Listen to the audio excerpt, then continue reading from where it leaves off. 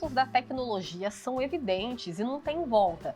E esse movimento dá margem para a inteligência artificial, um tema para lá de polêmico, né, gente? É fato que toda essa mudança permite situações bem interessantes, mas tem muitos especialistas que criticam veementemente a inteligência artificial, pois acreditam que ela abre margem para pessoas mal intencionadas.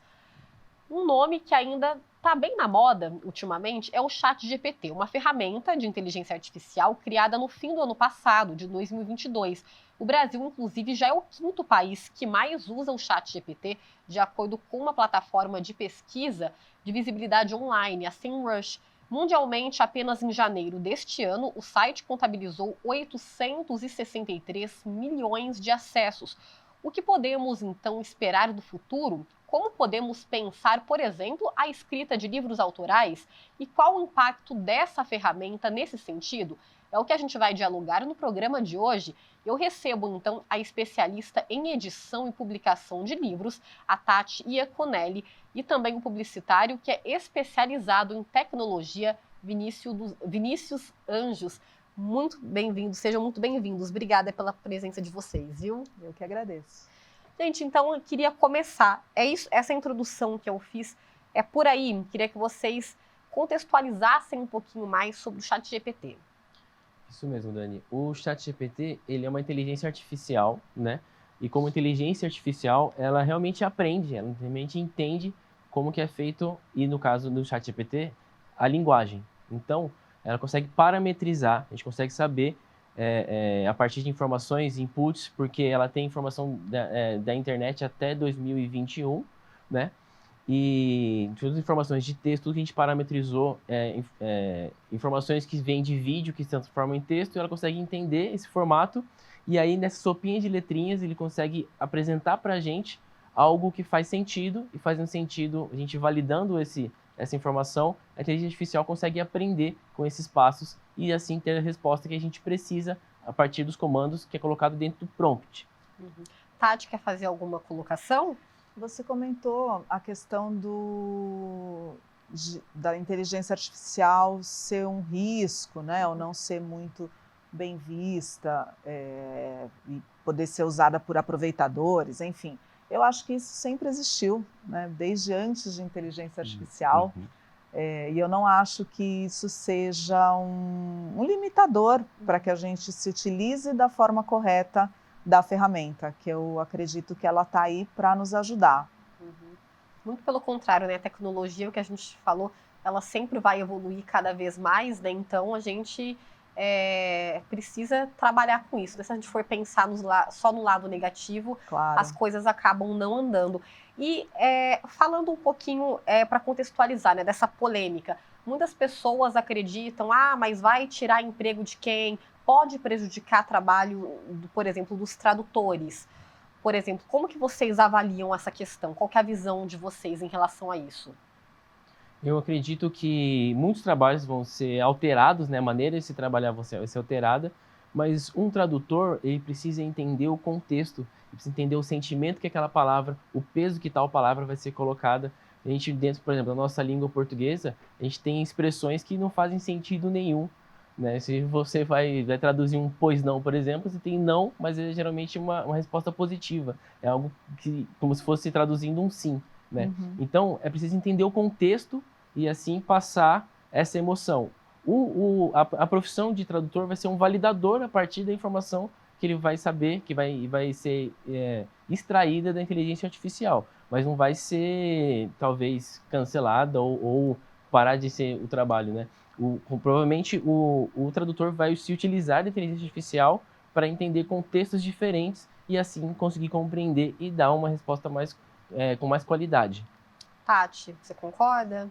Eu concordo. Eu acho que, na verdade, a inteligência artificial chega para ajudar. Imagina a quantidade de trabalho que um tradutor, um preparador de texto, um revisor vai poder pegar a mais com a ajuda da inteligência artificial, né? Ele pode passar pela inteligência artificial aquele texto cru e depois ir só apontando o que realmente precisa dele ali.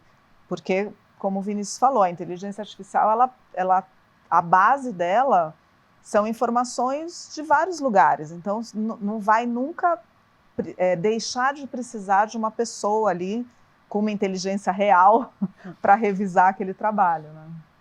Bacana. E a gente falou um pouquinho no começo, né, nessa introdução do que é o ChatGPT, para a gente esmiuçar um pouquinho mais, deixar de uma forma mais didática para o pessoal que está acompanhando a gente, como que ele consegue, né, como que é feito esse processo, como que ele consegue responder de uma maneira tão rápida e eficaz?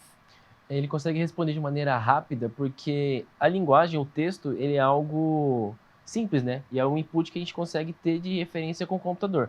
É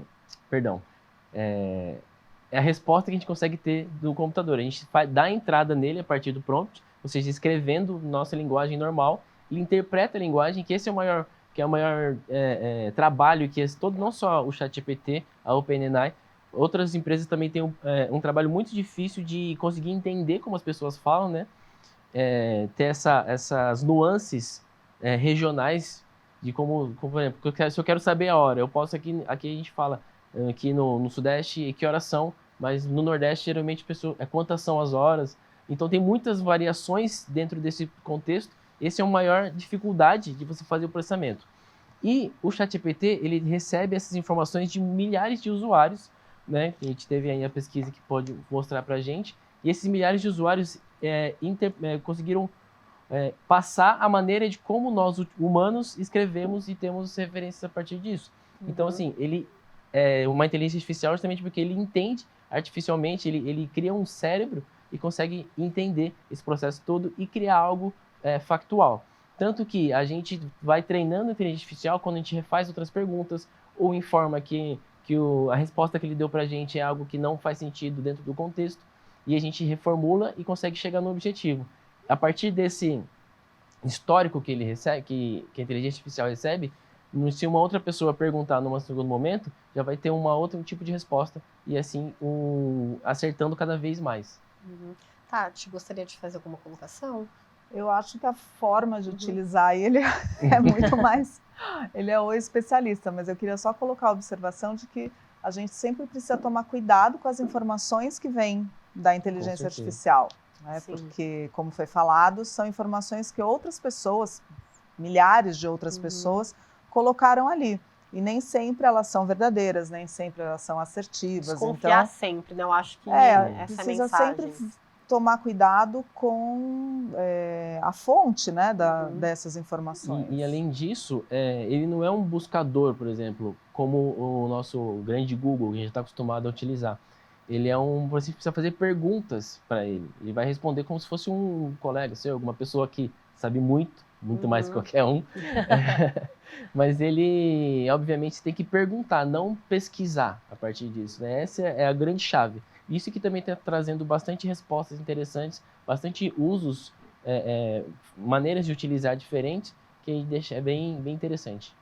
É um pouco assustador também, né? Não falando mal, não é pouco não, assim, mas o quão, né, a tecnologia já chegou, o quão longe avançou e ainda vai avançar, né? É só um processo formiguinha ainda, lento, gradual, mas vai avançar muito, assim. Vocês têm essa visão também? O que a gente vê hoje, o que a gente pode utilizar hoje, é tudo que é comercial, o que eles acreditam que seja melhor que todo o público utilize, porque quanto mais pessoas utilizarem, mais maneiras de escrever diferentes, mais respostas, mais informação para dentro da plataforma.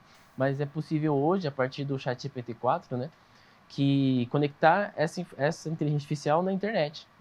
E aí a internet tem todas as informações. E aí existe até um exemplo que conseguiram fazer o pedido de uma pizza automaticamente, porque ela foi entendendo. Primeiro foi solicitado ao ChatGPT, né, que é o AutoGPT, é uma parte mais interna para desenvolvedores. O AutoGPT você consegue dar a informação primária necessária e a partir disso você consegue destrinchar. Aí a própria inteligência artificial fala: eu preciso saber o quê? Pesquisar as pizzarias. A partir das pizzarias pesquisadas eu vou ver qual que é o sabor que foi solicitado. E aí, se o sabor estiver na lista, tudo que estiver parametrizado na internet, eu consigo usar uma outra inteligência artificial que transforma texto em voz. e ela conseguiu fazer a ligação a partir do telefone do solicitante, né, que a pessoa que escreveu o prompt, e fez o pedido, entendendo o que o atendente falava e depois tendo essa resposta de volta. Ou seja, é só o começo. Tati. É assustador. É assustador, porque isso, imagina, se utilizada de uma forma negativa, né, você está recriando aí voz de pessoas, imagens de pessoas. A gente teve aí a polêmica aí da Volks, né, do comercial. Sim, enfim. sim. Eu acho que precisa sempre ter muito cuidado com a ética, com a aplicação, com a utilização disso, porque não é como a gente via há uns anos aí, filme de ficção científica. Sim, não, é real. E no filme o robô tem um limite, coisa, né? Ele tem um fim, você pode desligar, e quando não puder desligar. Exato. Sim. Eu não perder esse controle, né? E eu mencionei no começo que o Brasil já é o 5º país que mais usa o ChatGPT, né? Contabilizou 863 milhões de acessos somente em janeiro deste ano. É um número também que, assim, espanta vocês ou não já é esperado, falando, assim, da nossa realidade? Eu acredito que é pouco. Pouco? Pouco, assim, a gente tem ainda as bolhas, né, que utilizam muito mais, com frequências muito maiores, mas pelas facilidades e possibilidades pode ser muito maior a possibilidade de ser utilizado o ChatGPT e outras tecnologias de inteligência artificial também. Eu acho que é muito novo, né? Teve essa explosão de início, mas óbvio, como o Vinícius falou, tem as pessoas que já trabalham com tecnologia, que já conhecem, já viram até o desenvolvimento disso, né? Mais familiarizadas. E tem outras pessoas, como eu, por exemplo, meros mortais, que têm que ir se acostumando com essa evolução. E vocês acham que a tendência é democratizar, digamos assim, esse acesso? Como que a gente está nesse caminho atualmente? Repetindo, é tudo muito novo, mas como que vocês avaliam isso? Eu estou falando para diferentes nichos, classes sociais também, como que vocês avaliam, enxergam isso? Eu acho que isso depende muito do acesso à internet, né, a computadores, a tecnologia que as pessoas têm. Infelizmente, isso não é para todo mundo, né, na nossa realidade. Né? Mas uma vez que você usa a internet, uma vez que você usa um celular um pouco melhor, um pouco mais moderno, você vai acabar em algum momento precisando, ou querendo, ou buscando a inteligência artificial. Infelizmente a gente não tem acesso, né, no nosso país para todas as pessoas, democrático, não só o acesso, mas um estudo, né, consistente, que as pessoas consigam ver a tecnologia e sentir e utilizar com qualidade. Isso aí é algo que a gente precisa rever muito. E outro ponto muito importante que são as regulamentações também. Essas informações todas nas mãos das Big Techs é muito nocivo, né? Porque a gente tem toda a maneira que a gente conversa, toda a maneira que a gente se interage, até mesmo no pessoal, até mesmo de onde a gente sai para onde a gente vai, no particular, das coisas nossas, na mão de pessoas que vão ter um interesse maior em vender, em ter lucro a partir das nossas informações. E é aí que mora o grande problema. E vocês, em relação, vocês comentaram, né? A partir do momento que mais pessoas tenham acesso à internet, essa ferramenta vai ser mais e mais utilizada. Vocês defendem uma espécie de treinamento também para utilizar essa ferramenta? Como que vocês enxergam isso? Vai ser muito difícil fazer um treinamento, confesso que... Geral, né? Assim, porque dadas as proporções. Dado o que eu comentei as pessoas, a informação está na mão de pessoas, de empresas poderosas e a partir disso de pessoas também, não é tão vantajoso ter isso tão organizado, ou seja, eles vão ter que usar a força deles para manter-se como estão, com menos regulamentação, só que é bom para o público entender como que realmente funciona a tecnologia e até onde vai ser a parte dele. Mas vai ser muito difícil a gente ter uma regulamentação, uma carteirinha, alguma coisa que tenha só a partir de pessoas formadas em tal área vão poder utilizar. Até porque a ferramenta funciona com várias pessoas colocando informação e tendo inputs diferentes, né? Não tem como não democratizar isso. Como eu falei, qualquer pessoa que tem acesso vai querer usar. E a ferramenta é muito intuitiva, como o WhatsApp, como o Instagram. É bom para a ferramenta, né? Mais pessoas utilizando. Sim, Exato. é mexendo ela é muito para intuitiva, realmente se adaptar, né? Agora, para usar da forma correta, aí acho que são outros 500. Bacana, é isso. Bom, o bate-papo tá bem interessante. A gente vai para um rápido intervalo. Lembrando, gente, que a TV Câmara tá com transmissão simultânea em Libras também, para democratizar esse acesso ao nosso conteúdo. E não sai daí que voltamos já já.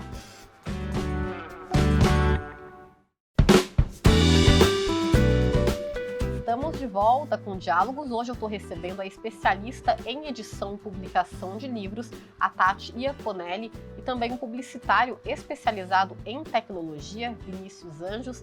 Gostaria de reforçar, né, vocês perceberam o Diálogos, ele está com uma nova roupagem. A ideia é dar mais interatividade com informação para vocês. Gente, gostaria de voltar falando... lá no começo, na minha introdução, quando eu falei que muitas pessoas podem utilizar a inteligência artificial por uma coisa negativa, né? Que isso não tem como controlar, né? Realmente, se a gente for pensar só nisso, não tem avanços.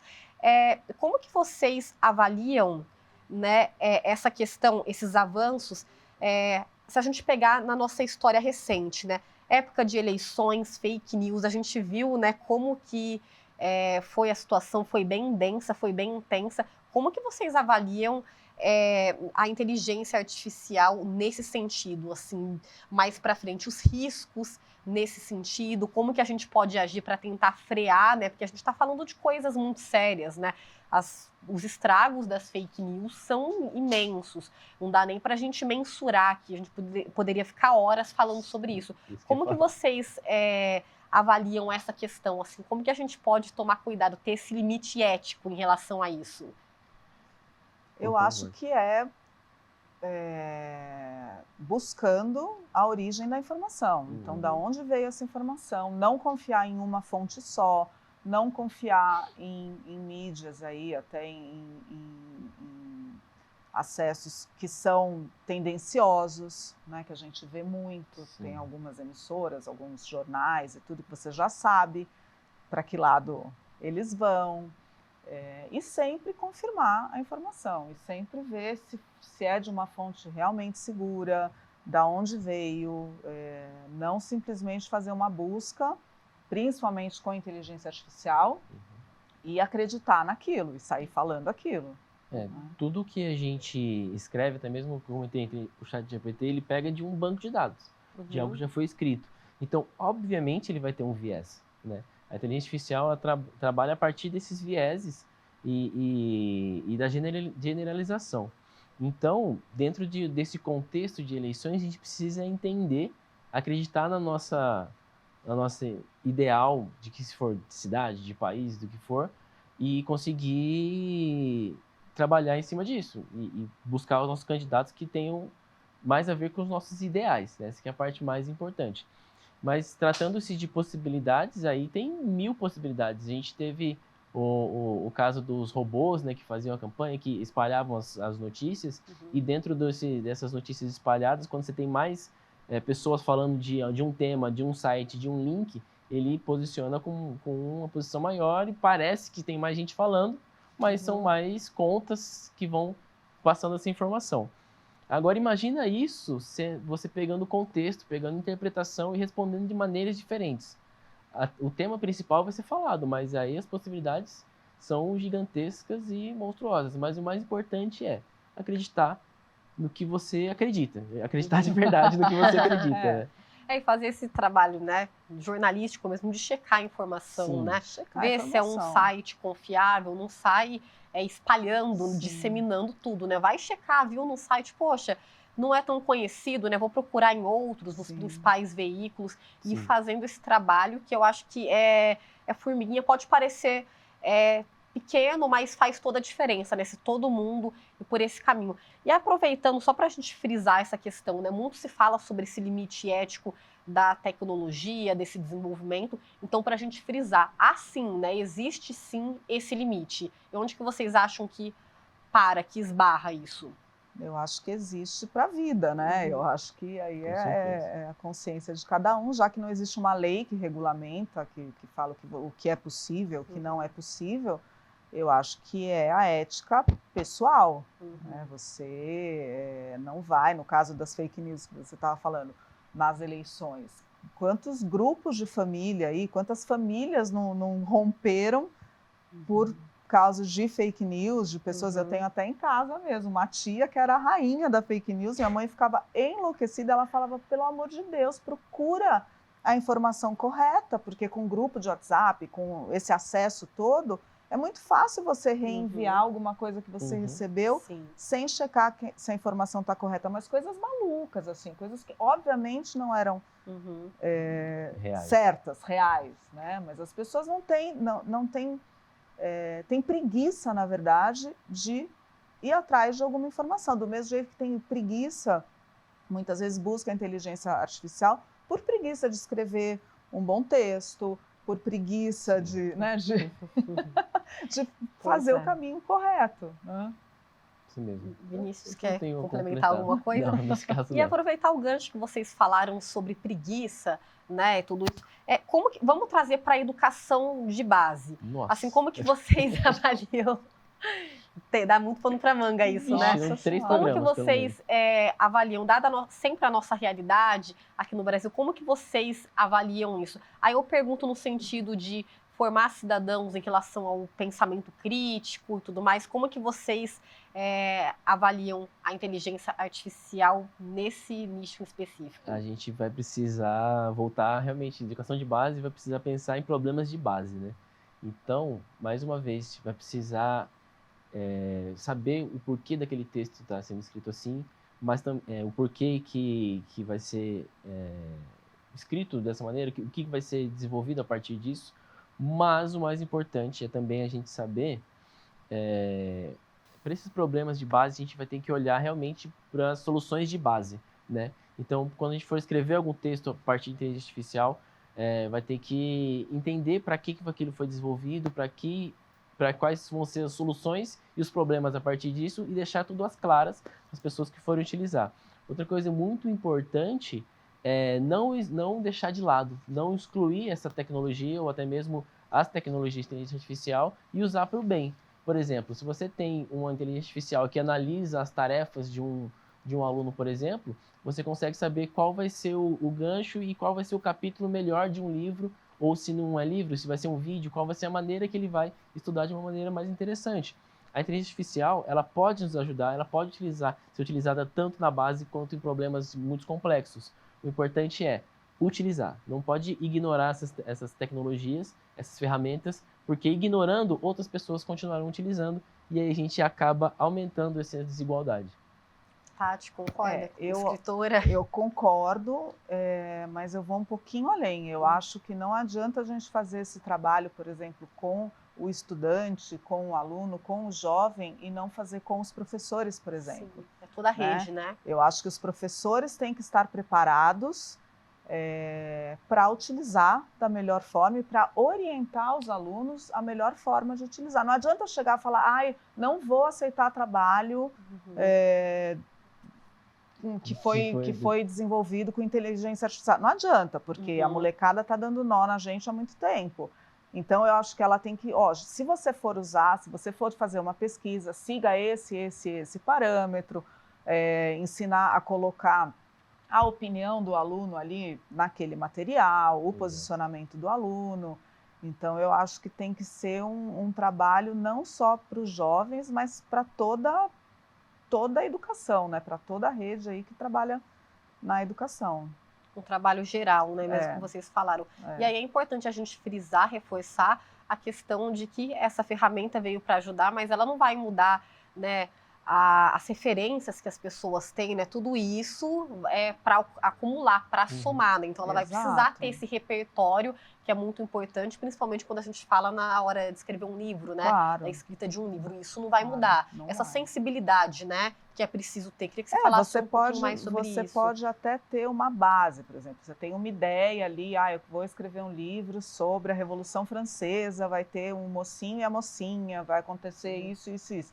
Você pode, a inteligência artificial é capaz até de te dar uma base desse cenário, mas quem vai dar a emoção, as características dos personagens, o desenvolvimento ali de toda a história é você, porque ela pode te levar para qualquer lado, não necessariamente para aquele que você acha melhor, né? Essa coisa de criatividade, de autenticidade, é você que tem que colocar. Isso não tem nenhuma inteligência artificial que vá substituir essa parte. Isso. Por enquanto, né? Eu gosto sempre de dizer que grandes aulas, grandes discursos, grandes histórias não chegou até hoje com as inteligências artificiais. Elas foram contadas há muito tempo, há muitos anos, há muitas milhares de anos são contadas histórias incríveis que encantam muitas pessoas e não necessariamente precisou da inteligência artificial para ser criada. Hoje essa ferramenta vai nos ajudar a organizar ou até mesmo ter uma assertividade em alguns pontos? Sim, mas não é necessário. E a gente, vocês acham que a gente está preparado para lidar com essas consequências? Eu acho que tem que estar, porque não tem saída mais. Tem outra alternativa, né? É um caminho sem volta. É um caminho sem volta. Tem que estar, tem que se preparar. Preparados ou não, vai chegar essa data, né? Um dia vai chegar, a gente vai... Já estamos, né, imersos em inteligências artificiais de maneiras distintas, mas muitas delas a gente sempre olha por um ar muito apocalíptico para tudo que está acontecendo, mas facilitam o nosso dia a dia hoje. Sim. E a gente acaba nem utilizando uma tecnologia, não é uma inteligência artificial, mas pode ser utilizado para inteligências artificiais, por exemplo, é o GPS, que é uma tecnologia, obviamente, consegue parametrizar o mundo inteiro ali, e agora as pessoas, depois do GPS foi criado, refinado para mapas dentro da cidade, e agora, por exemplo, eu consigo saber se às 4 horas é bom sair, ou se eu saio às 5h30 que eu vou chegar ao mesmo tempo, entendeu? Isso é uma inteligência usando os dados, chegando em informações relevantes para o nosso dia a dia. Bacana, é isso. Bom, o bate-papo está bem interessante, mas a gente vai fazer mais um intervalo, um rápido intervalo. Fique com a gente que voltamos já já.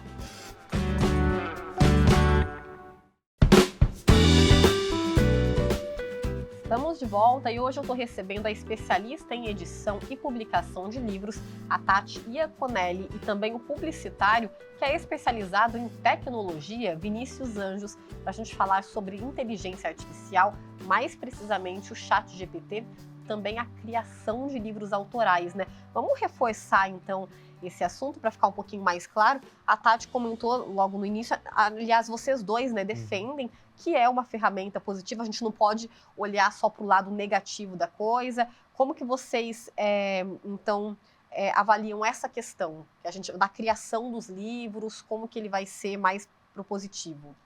Eu acho que o autor pode se beneficiar da inteligência artificial no momento de pesquisa, no momento de bloqueio criativo, no momento de direcionamento de alguma ideia.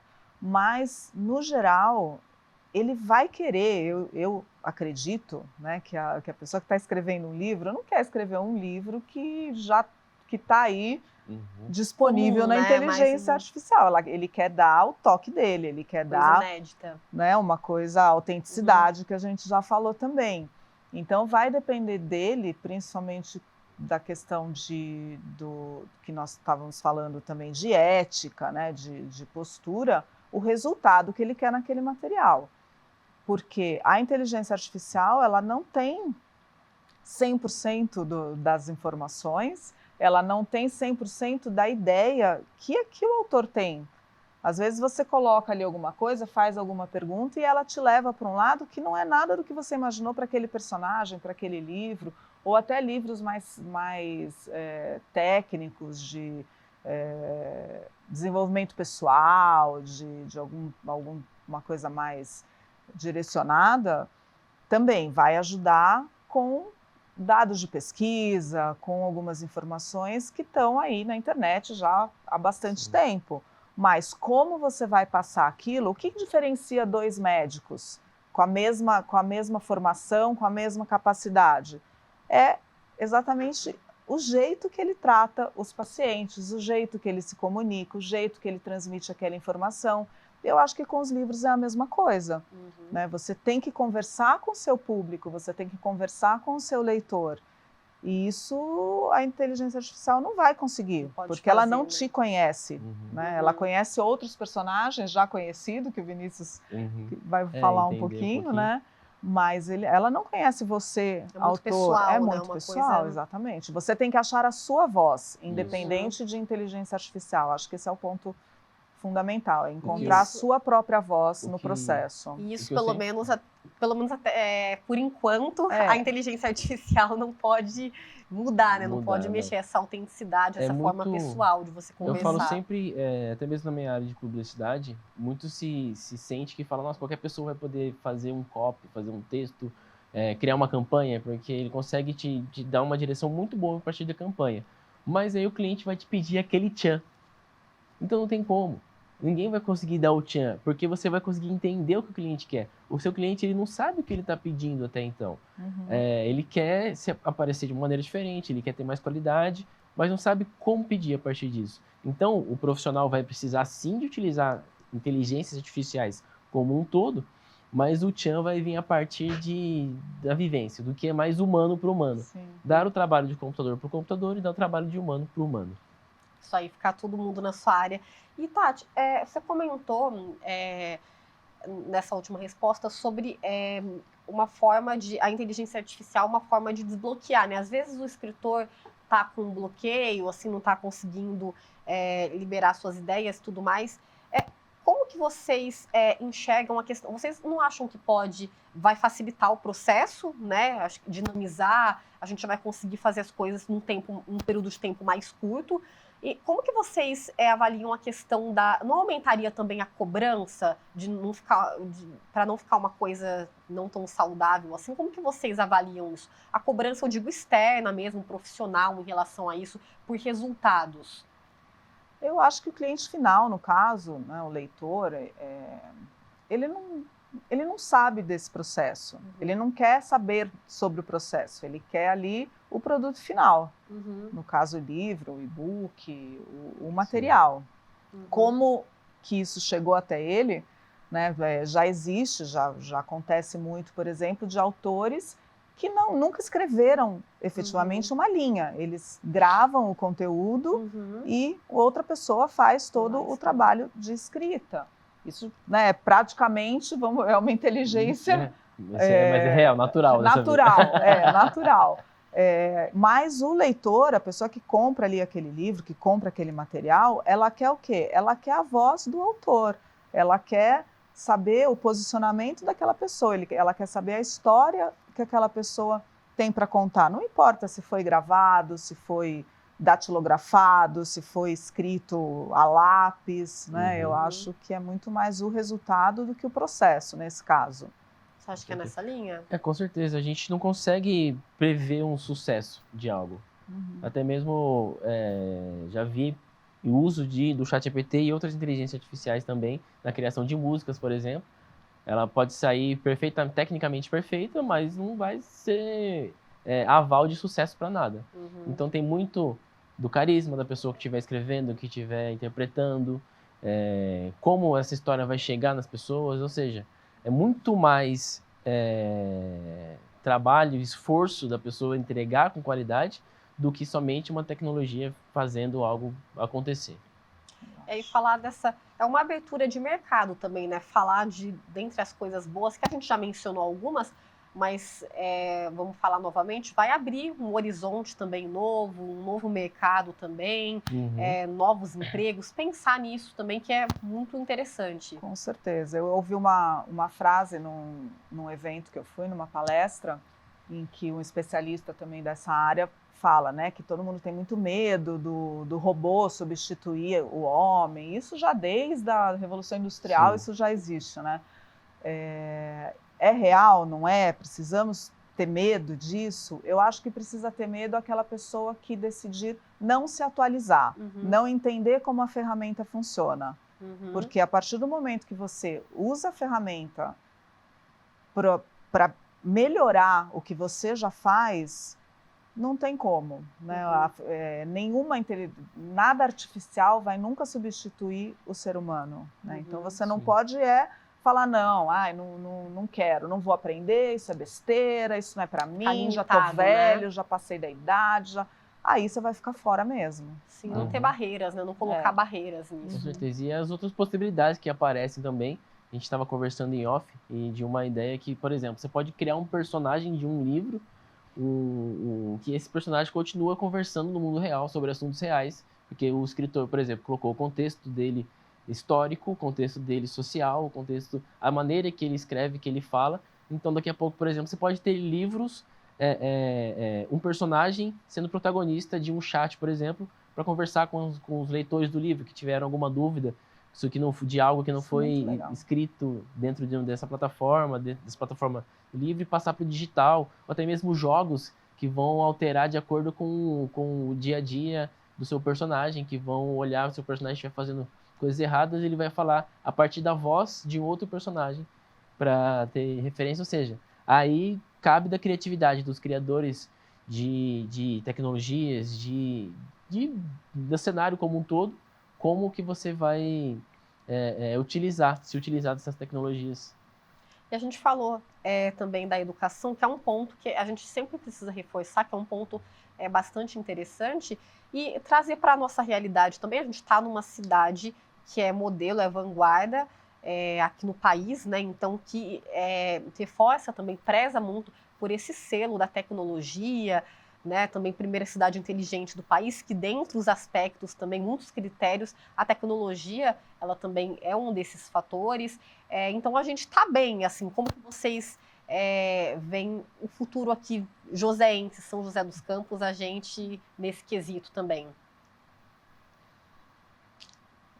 Eu acho que é o caminho, né? Como eu falei, eu acho que a gente tem sim que usar e se beneficiar, porque a tecnologia ajuda muito, com certeza, né? Não dá, é inegável isso. E estando numa cidade que já estimula isso, que já, né, prepara aí jovens, tem os desafios, todas as escolas aí, algumas na verdade, não sei se todas, mas tem, né, nem que seja a feira de ciências, né, mas uma coisa que vai estimular, e os acessos mesmo, a estrutura, as câmeras que tem nas ruas, tudo isso te leva para um movimento positivo, né, do acesso à tecnologia. Eu acho bem genial e interessante você colocar cada vez mais isso à disposição das crianças, iniciando no estudo, por exemplo, aos grandes mentes. Aqui é um celeiro de inovação, de tecnologia, tem o ITA e outras faculdades ali com muita propriedade e gerando os próximos gênios, né? Que a gente pode ter essa certeza que já vão ter a base de estudos e aí aplicando os conhecimentos tecnológicos e promovendo esse celeiro de informação e de inovação, a gente consegue chegar muito mais longe. E que seja democratizado, né? Com certeza. Esse acesso para a gente conseguir levar para mais gente. Só vai funcionar se você tiver muitos inputs, muitas visões, senão ele vai ter uma visão única, de pessoas únicas, de um modelo único, que não é importante. O importante é você ter uma democratização, um acesso a tudo mais, para cada vez ficar mais plural e buscar mais soluções inteligentes. Sem dúvida.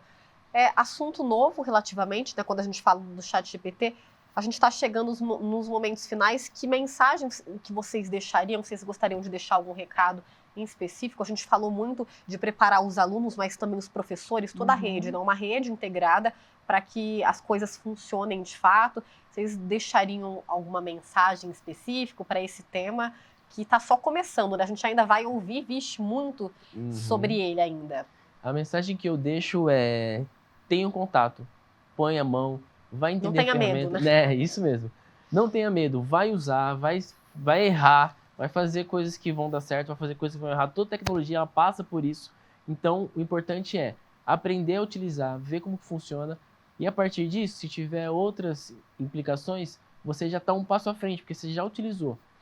Teve, por exemplo, um professor, ele precisa ter contato com a ferramenta para, se um aluno estiver utilizando, você conseguir saber qual vai ser o seu contragolpe, entre aspas. O que o ChatGPT não pode te dar, que é a informação real, o entendimento real, a sua perspectiva, né? aquele olhar de dúvida que você só vai conseguir quando você olha no rostinho do aluno, entendeu? Então é exatamente isso. Tenha contato com a tecnologia, use. R, mas R primeiro. E aí, só fazendo um adendo, antes de passar a palavra para a Tati, aí falando dos professores, é interessante que sejam apresentados de forma mais efetiva para eles também, né? Que eles tenham essa experiência para, a partir daí, né, esmiuçar tudo que está à disposição deles para poder usar com os alunos. Isso Tati. É um exemplo até quando começou a pandemia, né? Que os professores precisaram usar ali as salas online. Tudo novo, né? De uma hora para outra, de um dia para o outro. Muitos nunca tinham ligado um computador, né? Muitos nunca tinham tido esse acesso. Tiveram que se virar, tiveram que se virar. Eu acho que é mais ou menos, não precisa ser no susto, mas eu acho que sim, é necessário esse contato, exato. E apesar aí, ou independente de qualquer inteligência artificial, de qualquer tecnologia, eu acho que a gente sempre tem que buscar as informações em fontes seguras, não acreditar em tudo que você vê, tudo que você encontra ali Desconfie sempre, na internet, porque, como a gente já disse, você muitas vezes não sabe de onde veio aquela informação, se ela é real, se ela não é. E leiam muito, leiam tudo. Leiam livros, leia gibi, leia ChatGPT, leia, porque isso é somente lendo, é somente com esse interesse que você vai criar o seu próprio repertório e vai poder opinar em relação a tudo, a qualquer outra coisa que chegue às suas mãos, né? Seja um trabalho, seja qualquer coisa. Você precisa ter esse senso crítico, você precisa ter conhecimento para poder, principalmente para poder criticar.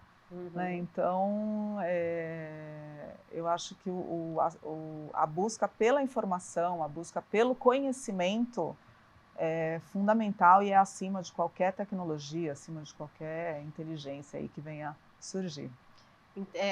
Leitura nunca é demais, né? A principal ferramenta contra a ignorância, para você realmente criar seu repertório e não acreditar em tudo que falam, né? Exato. Exatamente, ter esse senso crítico, sem dúvida, isso é fundamental. E poder criar suas próprias coisas, né? Porque se você tem um repertório, se você tem essa visão, você não precisa ter viajado o mundo, mas você pode ter lido vários livros.